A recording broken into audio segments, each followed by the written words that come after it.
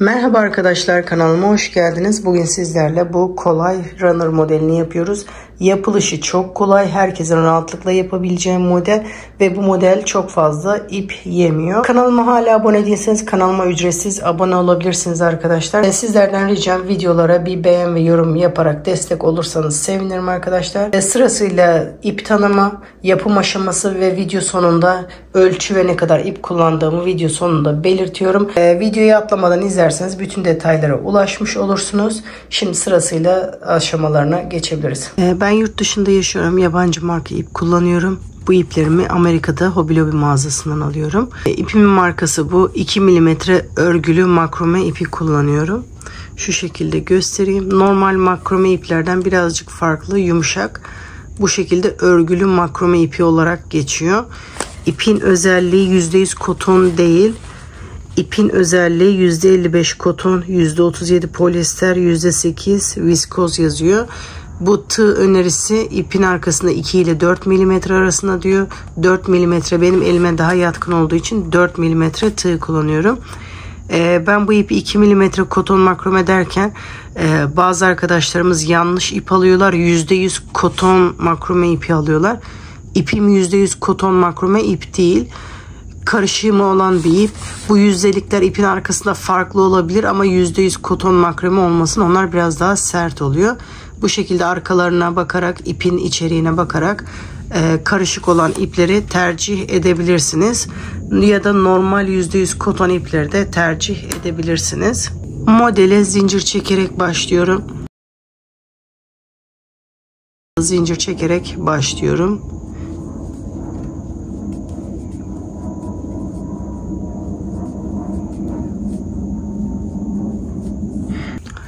Taban kısmı için zincirimi çektim.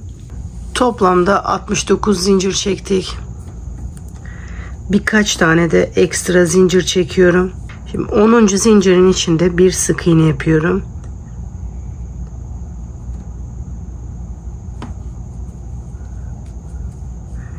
Üç zincir. 3. zincirin içinde bir trabzan yapıyorum. Arada 5 zincir, 4 zincir atlıyorum, 5. zincirin içinde bir trabzan yapıyorum.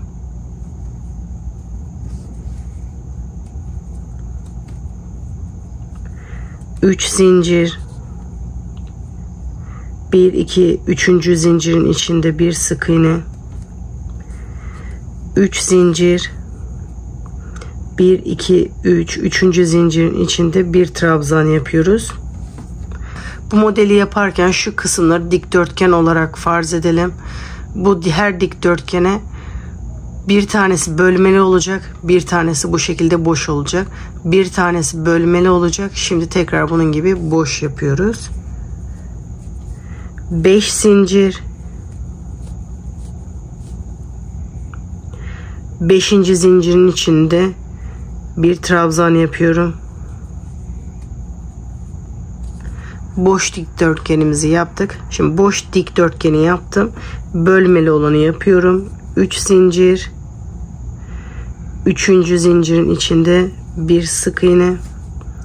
3 zincir. 3. zincirin içinde bir trabzan. 5 zincir. 5. zincirin içinde bir trabzan yapıyoruz.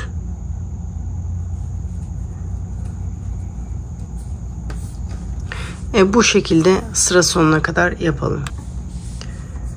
Bakın bu şekilde bir bölmeli, bir boş, bir bölmeli, bir boş. Bu şekilde sıra sonuna kadar yapıyoruz. Bölmeli olarak başladım. Bu şekilde bölmeli olarak bitiyorum. Sıra sonuna kadar bu bölmeli kısım 6 tane oluyor. Bu boş kısımda 5 tane oluyor arkadaşlar. Bu şekilde sıra sonuna kadar yapalım. Eğer bunu daha uzun yapmak istiyorsanız şu şekilde, şu hem dolu hem boş kısmı, bu her uzatmak istediğimiz bölüm için bu kısmı da eklersek modeli de uzatmış oluruz. Bunu da aynı diğerindeki gibi aynı ölçülerde sıra sonuna kadar yapalım. Sıra sonuna kadar geldim. Burada benim fazlalık zincirim var. Fazla çekmiştim. Şimdi onu söküyorum.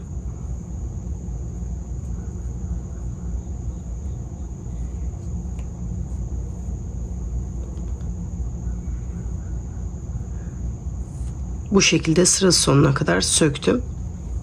Zincirimiz her zaman fazla olsun. Onu sökebiliriz. Şimdi sıra sonunda da aynı normal bölmede yaptığımız gibi trabzanla bittim. Şimdi yeni sıraya zincir çekerek başlıyorum. Şimdi diğer sırada dikkat etmemiz gereken nokta, bölmeli olan yerin üzerine boş gelecek. Boşun üzerine de bu şekilde bölmeli yapacağız. O yüzden hem trabzan için hem de aradaki boşluk için zincir çekiyorum. Toplamda 8 zincir çekiyorum. 8 zincir çekerek sıramı dönüyorum. Buradaki trabzanın tepesine gelerek bir trabzan yapıyorum. Bölmelinin üzerine bu şekilde boşu oluşturdum. Şimdi boşun üzerine de bölme yapıyoruz. 3 zincir, boşlukta ortada bir sık iğne yapıyorum. 3 zincir, trabzanın tepesinde bir trabzan yapıyorum. Şimdi buranın üzerine de boşluk yapıyoruz. 5 zincir, trabzanın tepesinde bir trabzan yapıyorum. Bu şekilde diğer sırada ne yaptıysak onun tam tersini yapıyoruz. 3 zincir, boşluğun orada bölme yapıyorum. 3 zincir, trabzan tepesinde bir trabzan yapıyorum. 5 zincir, diğer trabzanın üzerinde bir trabzan. 3 zincir, boşlukta bir sık iğne. 3 zincir, trabzan tepesinde bir trabzan yapıyorum. Bunu da bu şekilde sıra sonuna kadar yapıyorum. Sıra sonuna kadar yapalım. Sıra sonuna kadar geldim. Şimdi son boşluğu yapıyorum. 5 zincir, tığıma doluyorum. Bakın buradan sık iğne yaptıktan sonra 1, 2, 3, 4. zincirin içinden beri bir trabzan yapıyorum. Şimdi yeni sıraya başlayacağız. Burada en son boşluk yapmışım. Bir sonraki sırada bu şekilde bölme yapmam gerekiyor. 6 zincir çekiyorum. 3 zincir buradaki gibi trabzan yerine, 3 zincir de bu aradaki sayı için. Sıramı dönüyorum. Boşlukta bir sık iğne yapıyorum. 3 zincir. Bakın trabzanın tepesinde bir trabzan yapıyorum. Şimdi bölme yaptım. Burada da boşluk yapmam gerekiyor. 5 zincir, trabzan tepesinde bir trabzan. 3 zincir, boşlukta ortada bir sık iğne. 3 zincir, trabzanın tepesinde bir trabzan. Örnek karışıkmış gibi görünüyor ama aslında çok kolay. 5 zincir, trabzanın tepesinde bir trabzan. 3 zincir, boşlukta ortada bir sık iğne. 3 zincir, trabzanın tepesinde bir trabzan yapıyorum. Bunu da bu şekilde sıra sonuna kadar tamamlayalım. Bir boş bir dolu olacak şekilde sıra sonuna kadar yapalım. Sıra sonuna kadar geldim. Sonuncu boşluğa da bölme yapıyoruz. 3 zincir. Buradan 3. zincirin üzerine doğru sık iğne yapıyorum. Buradaki gibi ortası olsun diye. 3 zincir. Buradan saymaya başlıyorum. Buradan şu anda belki görünmez diye, yanlış olmasın diye buradan sayıyorum. 1, 2, 3. zincirin içinden bir trabzan yapıyorum. Buranın da bu şekilde kenar görüntüsünü veriyoruz. Gördüğünüz gibi örnek hep şu 2 sırayı tekrar ederek yapıyoruz. 2 sıra daha göstermek istiyorum. Ondan sonra uç kısmını yapabiliriz. Şimdi bu sırada aynı burayı tekrar ediyoruz. 8 zincir. Sıramı dönüyorum. Trabzanın üzerine trabzan. 3 zincir. Burada tam ortada bir sık iğne. 3 zincir. Trabzan tepesinde bir trabzan. 5 zincir. Trabzan tepesinde bir trabzan. 3 zincir. Ortada bir sık iğne. 3 zincir. Bu trabzan tepesinde bir trabzan yapıyoruz. Bunu da bu şekilde sıra sonuna kadar bir boş bir dolu olacak şekilde sıra sonuna kadar yapalım. Sıra sonuna kadar geldim. Son boşluk yapacağız. 5 zincir çektim. İsterseniz bu sık iğneden sonra 4. olarak sayabilirsiniz. İsterseniz bu trabzan tepesinde 3. zinciri sayabilirsiniz. Bu şekilde 3. zincirin üzerine trabzanımı yapıyorum. Şimdi burayı yapıyoruz. 6 zincir çekiyorum. Sıramı dönüyorum. Boşlukta ortada bir sık iğne yapıyorum. 3 zincir. Trabzanın tepesinde bir trabzan yapıyorum. 5 zincir. Trabzanın tepesinde bir trabzan yapıyorum. 3 zincir. Boşlukta ortada bir sık iğne yapıyorum. 3 zincir. Trabzanın tepesinde bir trabzan yapıyorum. Gördüğünüz gibi model çok kolay. Hep şu 2 sırayı tekrar ederek modeli büyütmek istediğimiz büyüklüğe kadar büyütüyoruz. Yaparken bu kısmı biraz genişliyor gibi görünebilir ama yaptıkça toparlanıyor. Şimdi bunu büyütmek istediğimiz uzunluğa kadar yaptıktan sonra son sırada sayıları değiştireceğiz toparlamak için. Bunu uzatmak istediğimiz uzunluğa kadar yapalım. Sonra video sonunda da son sırayı nasıl yaptığımı gösteriyorum. Şimdi bunu uzatalım. Şimdi modeli ben uzatmak istediğim kadar uzattım. Şu anda net ölçüsü belli değil. Ütülenince daha belli olacak. Şu şekilde açarak ütüleyeceğim.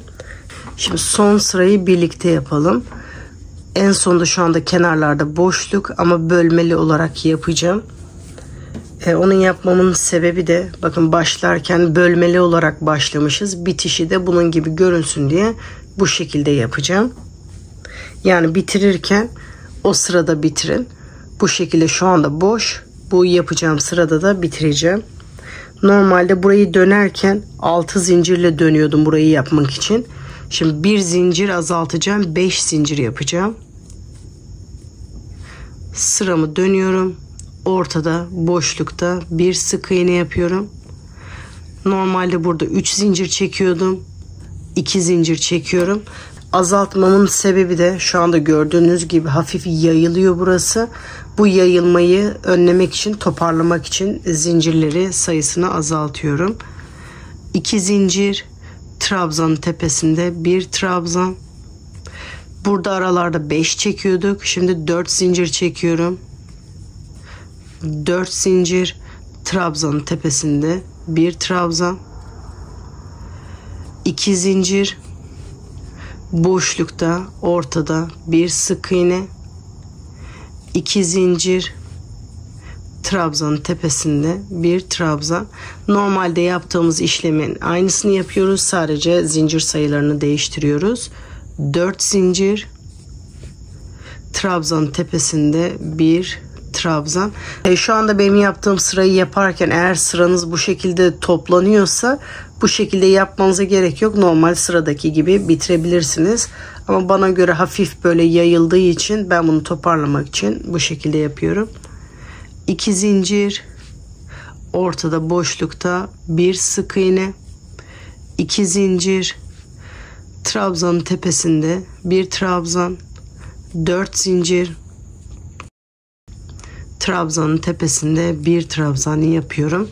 Bunu da bu şekilde sıra sonuna kadar yapıyorum. Sıra sonuna kadar geldim. Bölmenin bir tarafını yaptım. Şimdi diğer tarafını yapıyorum. 2. Buradan sayıyorum. 3. zincirin içinde bir trabzan yapıyorum. Bir zincir çekerek ipimi burada kesiyorum. Sonra bu ipi zincirlerin içinde saklıyoruz. İster tığ yardımıyla, isterseniz bu şekilde kalın bir iğne ile de saklayabilirsiniz.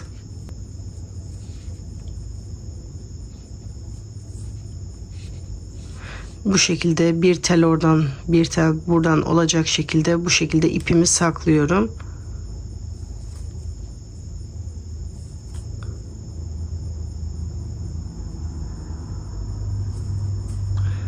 Sonra ipimi kesiyorum. Aynı şekilde de diğer tarafa yapıyoruz.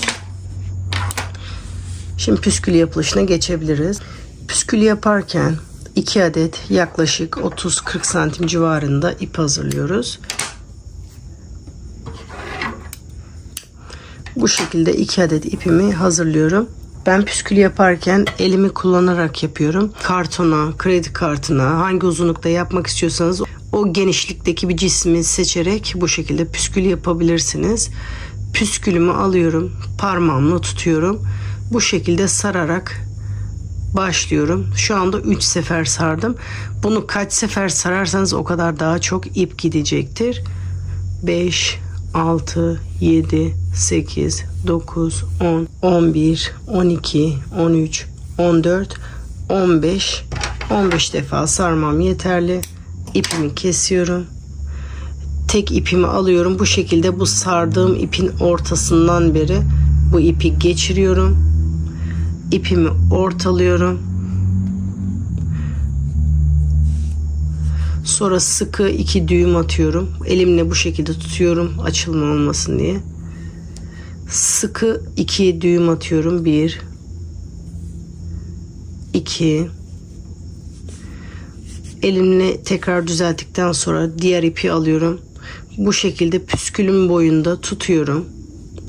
Bu bağladığımız yerin yaklaşık 2 santim altından sarmaya başlıyorum. Bu şekilde sardığım ipler üst üste değil yan yana gelecek şekilde ipimin yettiğince sarıyorum. 4,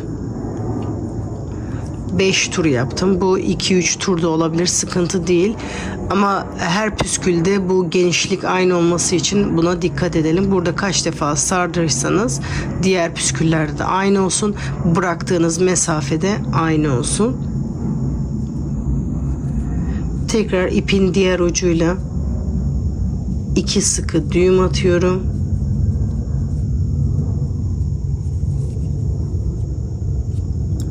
Şimdi bu bağladığımız ip böyle kötü görünmemesi için bu sardığımız ipin içine doğru çekiyoruz.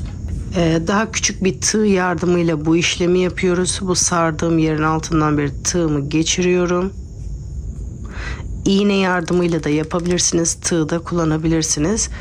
Tek tek bu bağladığım ipleri püskülün içine doğru çekiyorum.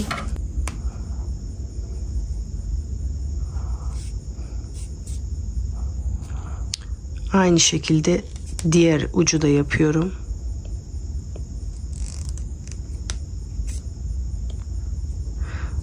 Sonra ipin iki ucuyla bu düğümü içine doğru çekiyorum.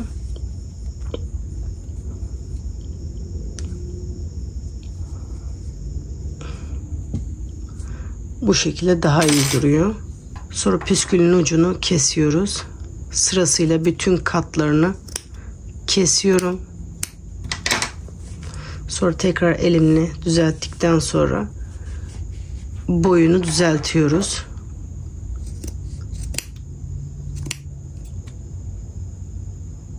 Bu şekilde püskülümüz hazır. Bunu dilerseniz bu şekilde sade, dilerseniz de ahşap boncuk tercih edebilirsiniz. Püskül yaparken elinize ne kadar çok sararsanız püskülünüz o kadar büyük olur.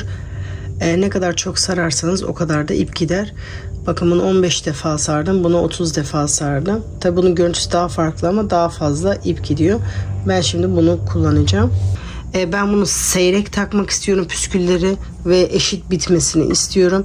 O yüzden şu sık iğnelerin olduğu yere püsküllerimi takacağım. Bu sefer eşit bitiyor. Tam burada bitiyor.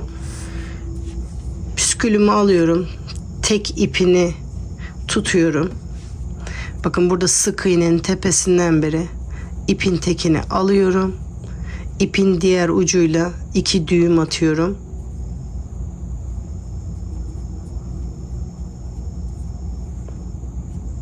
Sonra bu ipleri arkası temiz durması için püskülün içine doğru çekiyoruz.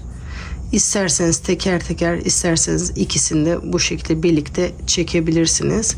Sonra püskülü düzelttikten sonra eğer bağladığımız ip püskülden uzunsa onu düzeltelim. Bu şekilde sırasıyla bu sık iğnelerin olduğu yere püsküllerimizi takıyoruz. Tam sık iğnenin tepesinden beri tığımı geçiriyorum. İpin tekini alıyorum. Diğer ucuyla 2 düğüm atıyorum. Sonra bu bağladığımız ipin arkasından beri bu bağladığımız ipleri arkaya doğru çekiyoruz.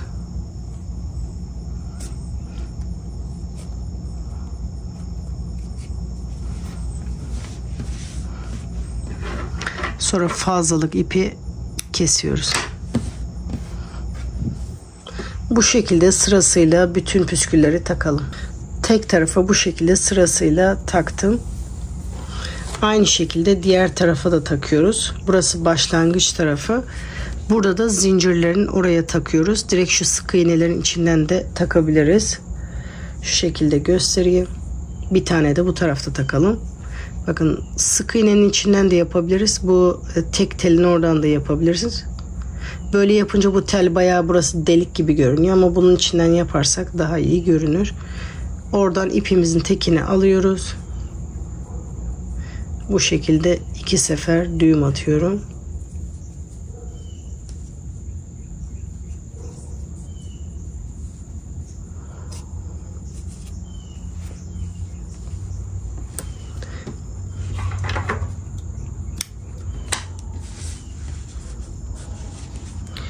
Burayı da bu şekilde sırasıyla bu sık iğne yaptığımız yerlere püsküllerimizi takıyoruz.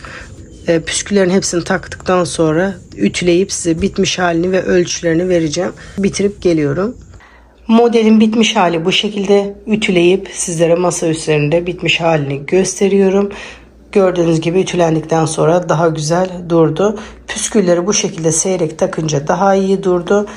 Runner'ımın eni 35 santim. Boyu da püskülsüz hali 152 santim. Püsküllerin boyu da yaklaşık 10'ar santim. Onu da eklersek püskülleriyle birlikte 172 santim oluyor. Püskülsüz haline sadece dantel kısmına yaklaşık 350 metre kadar ip gitti. Bu model çok fazla ip yemiyor.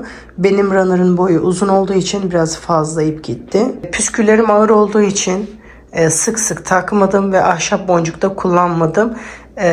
Masadan sarkıtarak kullandığım zaman ağırlık yapmasın, modeli çekmesin diye. Gördüğünüz gibi masada duruşu da bu şekilde. Umarım sizler de beğenmişsinizdir. Sizlerden ricam, videoyu buraya kadar izlediyseniz emeğimin karşılığını alabilmem için videoya bir beğen ve yorum yaparak destek olursanız sevinirim arkadaşlar. Şimdiden yapacak herkese kolay gelsin diyorum. Sıradaki videolarda görüşmek üzere. Hoşça kalın.